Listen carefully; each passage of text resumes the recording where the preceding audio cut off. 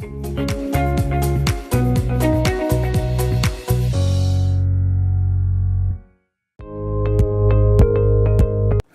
PPAs is a bit of a buzzword, so it's used by many people at this moment, and like it goes with buzzwords, it gets as many meanings as you have people pronouncing it.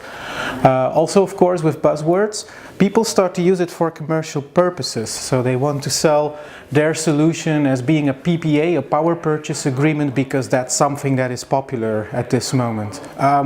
What is it? A power purchase agreement is when you buy electricity directly from the production. So for example, if you have solar panels installed on your rooftop, you need a PPA to buy that electricity.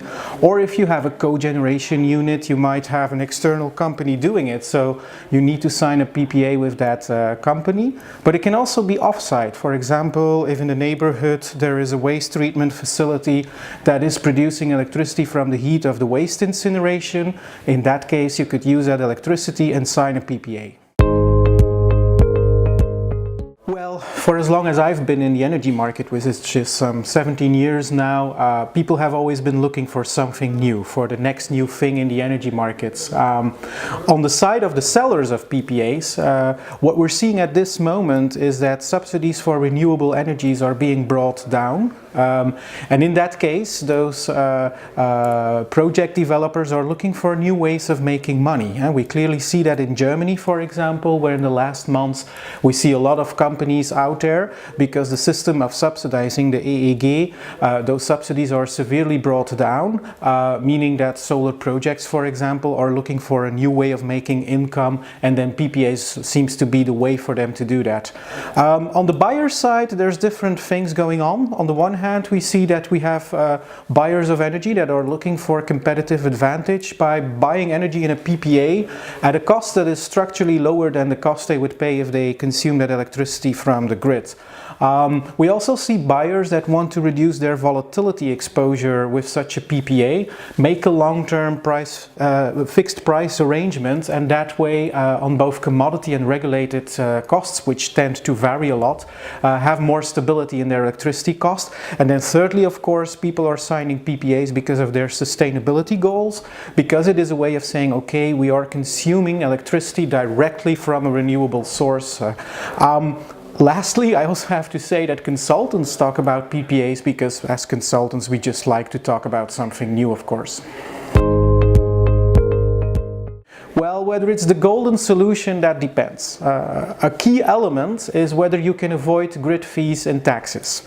If that is possible, you can win a very nice win-win situation where the seller can sell above market price and the buyer still pays less than the grid costs. Let's say, for example, that you have a commodity cost of 50 and a grid fees and taxes of 50, and you're in a situation where if you do the PPA, you don't have to pay any grid fees of taxes. What you could say then is, we're going to make a price of 75 for that energy, and that means that as a buyer you are still paying 25 less than if you would consume that energy from the grid, and the seller is making 25 more than in the case where he would sell that energy to the grid. Of course, that depends on the regulatory situation. If it's on-site, an on-site project, then you have to look very carefully whether there are no regulations that oblige you to make capacity payments even if you're consuming energy on-site.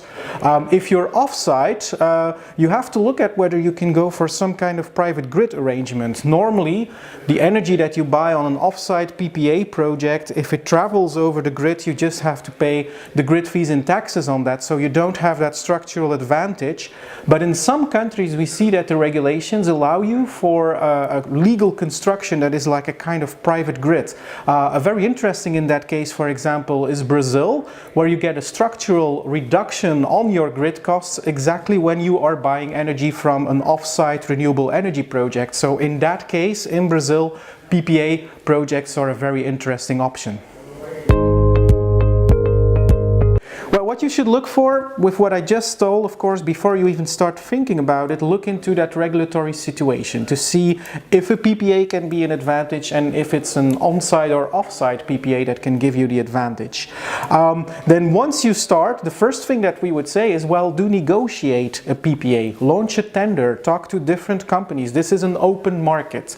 And what we see in many cases is that companies or buyers are just signing a contract with the first project developer that walks in and says, hey, I'm going to put solar panels on your rooftop and you have to pay only 40 for the electricity coming from there.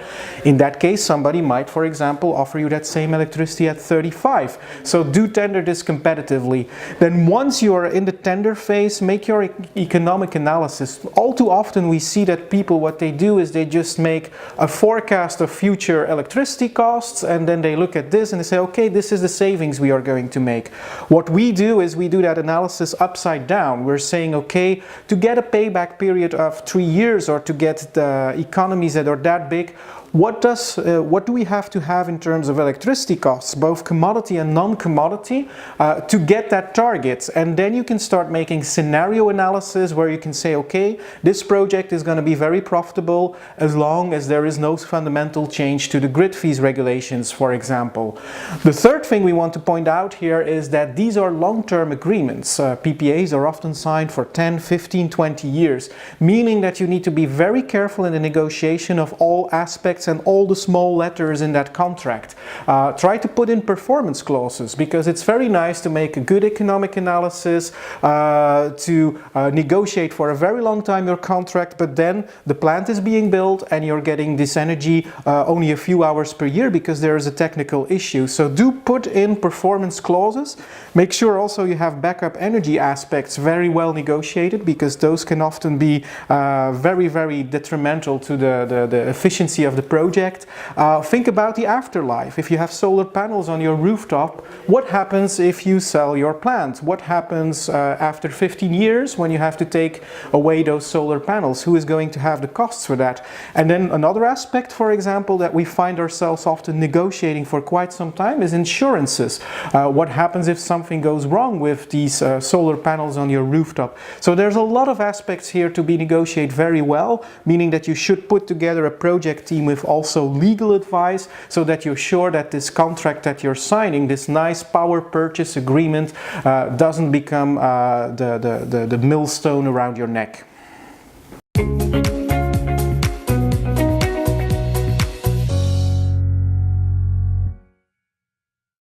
If you have any questions on this topic or on any other topics regarding energy procurement, please don't hesitate in contacting us via our website, and we'll be ready to help you.